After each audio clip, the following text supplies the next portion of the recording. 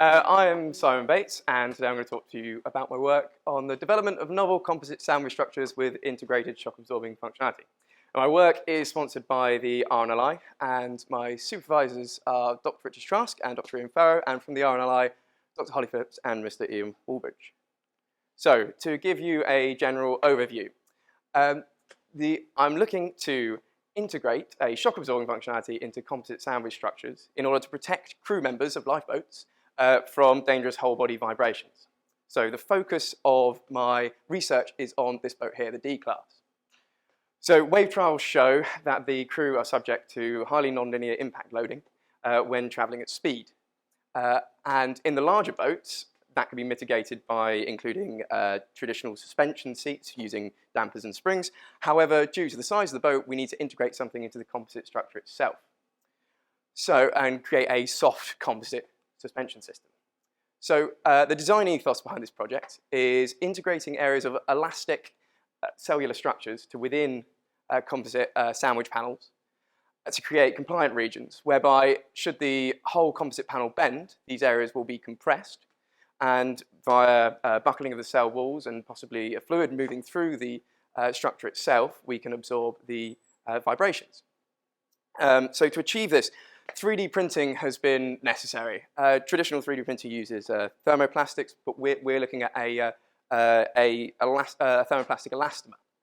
And this allows us to rapidly prototype many different cellular structures, but also to tailor stiffnesses and densities through the structure themselves to tailor the stiffness response.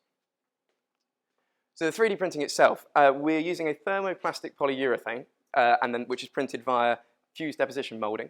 So that means that it's fed through into a heated extruder, which then lays down layers of 0.2 millimeter thickness at a speed of about 10 millimeters a second moving print head.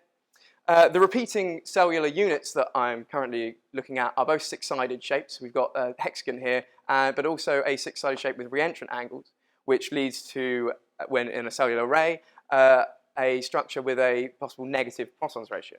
And then you can see the structures which have been printed out here at the bottom using the Ultimaker 3D printer.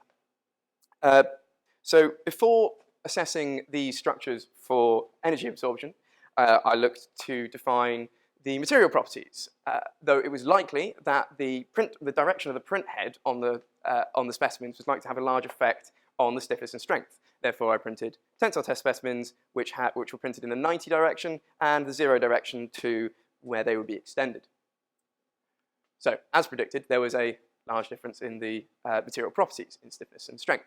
So this red line up here shows most specimens which were printed in the 0 directions. They're stiffer and stronger. However, they go to a lower strain to failure, whereas actually the ones printed in a 90 direction tended to unfold the line slightly. There was also a high strain rate dependence, which you can see in this bottom graph here, which I tested the 0-degree specimens, which will have some implications later on in the compression testing, whereby higher strain rates had a lower stiffness and a lower strain to failure. So in general, my ongoing work, so I'm looking to take these structures and compress them globally to assess them for their energy absorption. But I'm also interested in how they will react when I compress them locally and how this leads to localized cell collapse. So using this data, I will then use that to design topologies which I can then compress and keep the energy absorption from any potential impact loads in this grey area here, below where we get this compaction happening and therefore large stresses would be transferred should you impact them. So alongside this, as I showed on the first slide, I'm looking to integrate these into a composite structure. So I've carried out some nonlinear finite element analysis of composite sandwich panels with voids at the center, then subject them to 4-point bending. And as you can see, they deform in this order, 0 to 3, with the top skin buckling through and eventually contacting the bottom skin. So these are the results of this finite element analysis up here, and the nested curves are a result of including a pre-buckled shape on the top skin here. And this is with the foresight of eventually I'm going to take these materials here and then include them in these voids, which will modify the section of the curve that runs from 0 to 2 here, where energy absorption will occur. So finally, I would like to acknowledge the EPSRC for funding and the RNLI for their sponsorship and continued support. Thank my supervisors and invite any questions that you may have. Thank you.